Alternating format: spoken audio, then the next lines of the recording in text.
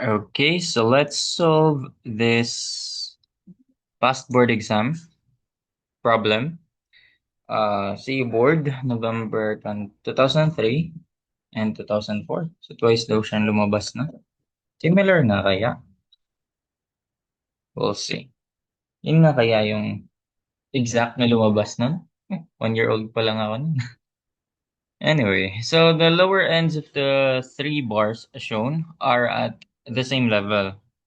So, ibig sabihin, ayan, the lower ends of the three bars shown are at the same level. Before rigid homogeneous, 18 megagram. Take note, capital M stands for mega. Pag maliit, maliit na M, million. So, sige, recall lang tayo. So, milli, or yan yung divide by 1,000, or in scientific notation, 1 times 10 to the negative 3. Pag mega, just simply uh, think of million, mega for million. So 1 times 10 to the 6 naman yan. Ibig sabihin, 1 followed by 6 zeros. Ito, 1 over 1 followed by 3 zeros. So 1 divided by 1,000 yung nauna. So yun. So yun, the lower ends of the three bars daw are at the same level. So assume na parang ganito daw siya. So, ayan, nakaganyan lang daw siya. Nakaganyan. Nung una. Tapos, nung dinagdagan na niyang homogeneous, rigid again, so wala ulit deformation yan or negligible lang, 18 megagram, napakabigat pala. So, of course, magde-deform yan, bababa yan. So, parang assume na lang natin na ganito yung initial length niya. Okay, nandyan yung initial length. Disregard mo tong part na to kasi para lang mapakita natin na yan is yung loaded na siya. Disregard natin yung 0.6 plus 1. So, basta yan yung original length niya. Okay, dyan sa part na yan. So, since nag-deform siya, ayun, yun na yung magiging deformation niya. Ito yung deformation na, pangit pala ng kulay. So, siguro red na lang, So, ito yung deformation ng steel. And ito naman yung deformation ng bronze. So, ito also, steel din to. Parehas lang sila eh. So, parang dalawa lang yung magkaibang, dito. Dalawa lang yung magkaibang material. So, steel, bronze, steel na yung. Steel ulit yung isa eh. So, ano mapapansin mo dyan? Equal yung deformation nila. Ganun yun. Okay, so equal ang deformation nila bale. Since level yan, nung niloadan mo ng rigid, homogeneous block. So, ang pagbaba niya is level din. Okay? So, ayun. Kaya, ibig sabihin, same din yung deformation nila. So, pwedeng delta ST equals delta BR lang yan. Pero before that, syempre, statics ulit. Statics muna tayo. 'Di ba? Pwede tayong mag-statics dyan eh. Okay. Pwede nating gawin, excuse me. So, ano ba pwede nating gawin dyan? Pwede tayo dyan 1, 2, 3, Sige, try natin yung ano nga ba mangyayari kung nag-summation of forces along y tayo? Pwede, di ba? Summation of forces along y equals 0. O, pag-add mo lang naman yan. So, ayun nga. Kung magkakatay dyan, ayan. So, may ma-activate ng mga tensile forces. Ito, since rad yan, tension yan sila. Tension, tension, tension. So, ayun. So, ano magiging equation natin dyan? We have force ng steel plus yung force ng bronze plus force ng steel ulit, di ba? Pero, pwede ko na lang i-times to, 2 times force ng steel plus force ng bronze equals in W. Ayan. Pwede. Mhm. Ayan.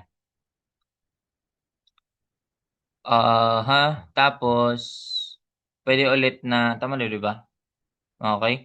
Tapos, pwede ulit isa. Summation forces along XD, pwede. Pero pwede tayong mag-summation of moment. Di ba? About A. equals 0. So, tingnan natin ang mangyari dyan. So, dito ka nag-moment daw. Kasi hinge naman yan eh. So, pwede yan. Yung connection dyan is hindi naman yan fixed. So, walang moment dyan. Zero yung moment. Pwede ka mag-summation of moment dyan. So, it acts like parang hinge na rin. Pero isa lang naman yung support kasi. Wala ring X. Walang horizontal, bale. So, ayun. So, force ni bronze. Or para masunod natin yung format nito, force na steel muna. Force ng steel, kung moment at A, so times 10. Tama. Tapos plus force ng bronze. Force ng bronze times yung distance. 5 din. That is equal to weight times moment arm, 5 din. Ayan, pwede kaya to? Tignan mo. Tignan mo kung masasolve mo yan. Kasi may value ka ng W eh. Okay? Tignan lang natin. Bakit yung W muna, sige. Solve muna, ano natin yan. Stated naman yan eh. Ayun, 18 megagram. So, sige, sulat natin. So, 18, nasabi ko na ang megagram is times 10 to the 6th. Tama? That's grams. Kilo, ay yung mega kasi. Grams. Pero, ang goal natin is makakuha tayo ng Newton or kilonewton. Kasi yun naman yung standard na force eh. 'Di ba? So, ayun, na stress. So, force over area yan. So, dapat naka-Newton. So, pwede nating gawin natin tong kilogram. Actually, pwede mo na pwede mo nang kunin dito yung kilogram. So 3, babawasan niyo ng 3. Magiging times to the third na lang 'yan. 'Di ba? 10 kilogram na to. Or kung nalilito ka pa doon, pwede mong gawin ganito, 1,000 gram, 'di ba? O 1,000 gram equals 1 kilogram. So, etong 1,000 gram, pwede mo siyang isulat as 1 times 10 to the third. Diba? So, 1 times 10 to the third grams. So, ayun, tanggal si grams, grams. So, 6 minus 3, diba? So, 3 na lang. Okay, then, ito pa. Yung kilogram, pwede nating, ito naka-kilogram na tayo. So, multiply natin ng acceleration due to gravity, 9.81 meter per second square, magiging Newton na yan. Tama? Pero ang goal natin is kilonewton. Or pwede na yung Newton. Pero ito kasi yung maganda. Tignan nyo. Ang 18 megagram, equal lang din yan sa, ano, may kita nyo rin yan. Pag nag-multiply tayo 9.1 meter per second square, then naka-Newton yan. So, ito na lang. Itong kilogram, meter per second square, naka-Newton na yan. So, we all know that 1,000 Newton is, or gawin natin 1 times 10 to the third para makita natin yung relationship. 1 times 10 to the third Newton is 1 kilonewton. So, ayun, tanggal si Newton, di ba? Kilonewton. So, tingnan mo anong naging sagot niyan. Times 10 to the sixth, times 10 to the third, plus times 10 to the times 1 times 10 to the third. So, 3 plus 3, that's also 6. Ibig sabihin, ano ang weight natin? So, that is just 18 times 9.81. Di ba? So, yan na yung nakakilonewton. Ganun pala yung megagram. Kung may megagram ka, i-multiply mo na lang sa G, o nakakilonewton ka na. Ganun yun. Okay, so meron tayo niyan. O sige, tignan natin anong mangyayari kung i-input natin yan sa equation. That's 2 PST, tama naman yung formatting. So, 2 then 1. Oh, sumobra. 2 then 1, then ayun, 18 times 9.81. 10, 10, 5, then ayun, 18 times 9.81 times 5. Naging sagot. O, di ba? Math error. Ibig sabihin pag ganun, redundant kasi yan eh. So kapag ganyan, isa lang yung pwede mong magamit na isa lang yung pwede mong gamitin na, ayun, paano ko nasabing redundant? Kasi parang ganito lang siya. Kung i-simplify mo yan, o 10, 5, 5. So pwede mo i-divide by 5 lahat, di ba? Pag dinivide mo yan by 5, ano maging nangyari? So, PST over times 10 over 5. So, 2 PST yun. Plus 5 divided by 5 PBR. So, equals W. So, bumalik siya dito. Kaya yan sabi ko, redundant siya. So, ayun yon. Ayun yung misconception. Baka isip mo, tama ang ginawa ko. Apply yung dalawang statics equation. So, anong silbi ng deformation, di ba? Kung hindi magagamit. Pero yun nga, redundant kasi yan. Yung summation of forces along X, tapos yung along Y, tapos nag-moment ka. Redundant yan. So, isa lang yung magagamit mo talaga. Yung isa is by using strain diagram. So, ayun. So, paano yung strain diagram? Equal yun sila. So, either dito, pili ka lang. Anong gagamitin mo? Parehas lang naman yan. So, ito yung sa strain diagram. Delta ng steel is equal sa delta nung bronze. So, ano yan? Force over area. Ay, force over area ka, PL over AE. Diba? Delta PL over AE. PL over AE. Ito may derivation to kung kalimot nyo na. So, gagamitan nyo ng yung concept ng ano, dapat alam nyo to. Yung, tag nito, Young's modulus, so stress over strain. Then, mali pala yung gamit kong formula kanina sa strain. Ito pala, epsilon. Yung strain is delta over L. So, yan, pagsamahin nyo yan, ito yung lalabas. So, hindi ko na i-discuss dito. Saka kung kailangan. Siya yung delta ST, so PST, P, tas length ng steel. May binigay ba? Ayun. Ito yun, 1 meter. So pag dito, pag ano yan, equation yan, or ratio, pag ratio or equation, ano, kung anong sign nung anong unit ng isang side, dapat ganun din yung kabila. Dapat uniform tayo para no need ng conversion. So PL over A, area ng steel, given ba? Each bar has a steel area of 600 and E is 200 gigapascals. Yung 200 gigapascals dyan, pwedeng di yan stated kasi constant yan or yun yung uniform or yung standard na modulus of elasticity ng steel, 200 gigapascals or 200,000 megapascals. Gamit na gamit niyan, lalo na sa mga design problems, RCDP, tsaka steel design. So, ito naman yung PBR. So, ang length naman ni bronze ay yan, 0.6 plus 1, that's 1.6. Over, then area naman ay 900 and modulus of elasticity is 83. So, 900 and then 83. O, ayan, simplify na lang yan. May recording. Tapos hindi pala, no? Okay, so simplify. Balik tayo sa ano. So, 1 over ano lang naman yan? 600 times 200. So, 1 over 20,000. Okay. So, pwede ko na isulat na lang na ganito. PST over 120,000. Tama? 120 ba yun? Kalimutan agad, no? Next is yung itong kabila. That's 1.6. 1.6 all over 900 times 83. Ito ay, 2 over 93. 375. So, 2 PBR. 93. 375. So, ayan, pwede na yan. Then, PST, PST, PBR. Ito yung isang equation. PST una, so PBR. So, pwede ko lang naman i-transpose to eh. Diba? Ita-transpose ko to. Ita-transpose ko dito equal sign. Balik, magiging negative to. Equal to 0 na to.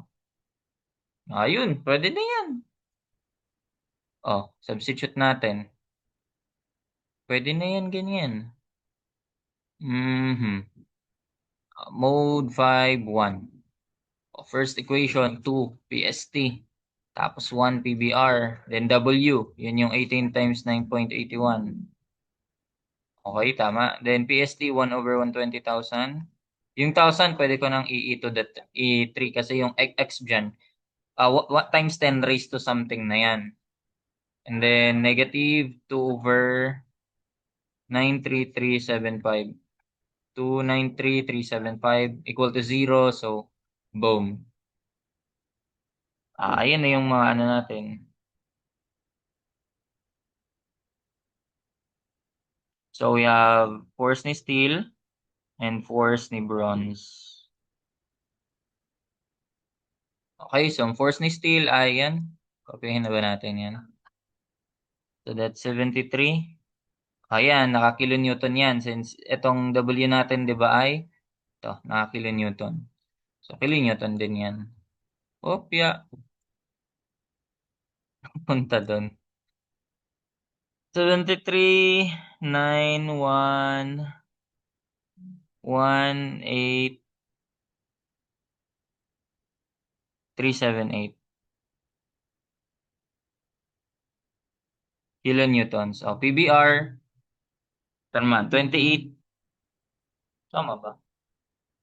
Yeah. So, 28.7563 244. Oh, wala na naman.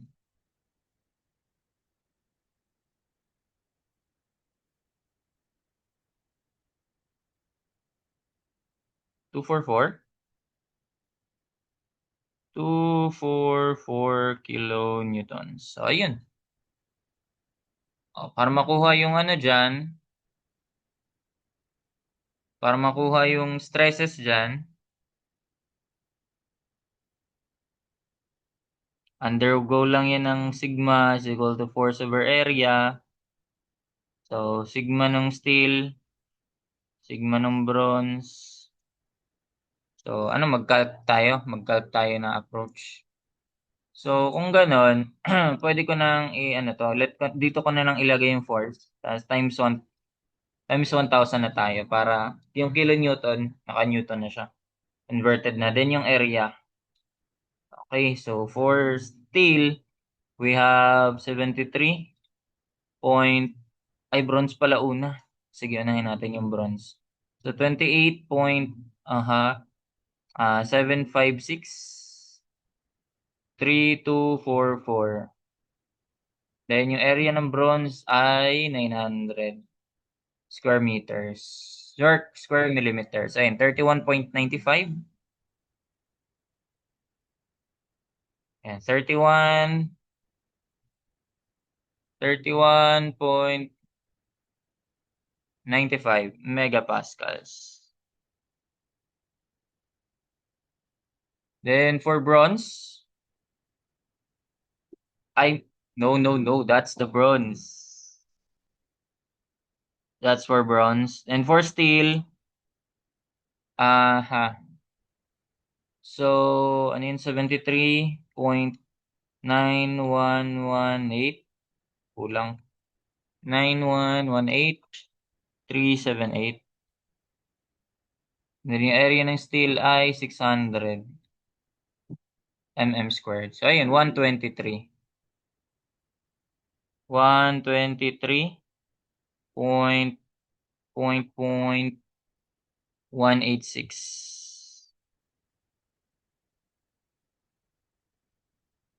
megapascal. So, that's the final answer for the first two questions. Ayan, 32 and bronze ang una. Then yung steel ay 123. So, ayun, most stressed pala si steel, no?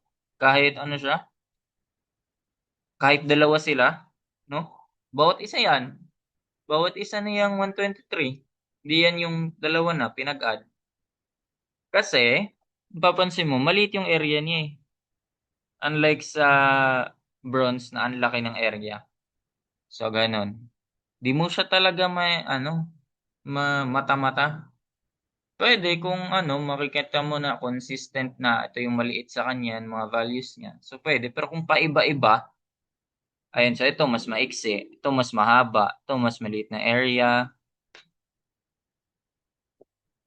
Steel, maliit nga ba? 600. Ito mas malaki. 900. Next is determine the elongation in each rod. So, basically, ito lang yun. Equal sila, di ba? So, delta ST equals delta BR. So, kahit alin dito, pwede mo gamitin. Ito or ito. Ayun, so since nagamit kong value, kung ako papipiliin, ang nagamit kong value is yung nasa F ko na. Yung nasa F ko na dyan ay yung value na yan ng, ano nga ba yung nasa F ko? 73. O, yan yung sa steel. Ay, yeah, sa steel. Eh, di yun gagamitin ko para di na mabago. So, F times 1. Okay, dapat naka-Newton tayo dyan eh. Times 1 over 600 times 200. Tama ba? Ayan, 0.6159. Di ba? Kung gusto mo rin gamitin yung isa, ano ba yung isa? So, sulat ka na lang. Sige, sige. Wag na lang, wag na lang. Ito naman, 1.6. O 1.6. Yung isa ay 900 times 83. Parehas lang dapat yan kasi kanina pa lang equal na sila eh. O, times 83. Papalitan ko lang yung force. Ano yung force ni bronze? Yan, 28 ulit. 0.7563244. Boom. 0.6 din. 0.62. And that's it. How you solve a... Ayan. Pag ganito, mga statically indeterminate na to, kapag hindi mo na kayang isolve gamit yung equilibrium equations from statics, ayan, statically indeterminate na yung structure na yan. So, ayan, that's it. Hope you learned something. Thank you.